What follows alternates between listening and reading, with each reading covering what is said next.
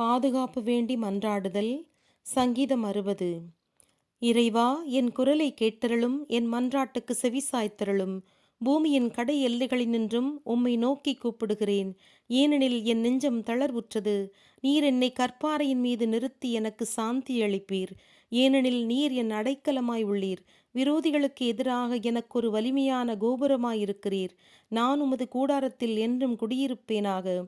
உம் சிறகுகளின் ஆதரவில் அடைக்கலம் புகுவேனாக. என் நிறைவா, நீர் என் மன்றாட்டை கேட்டருளினீர்.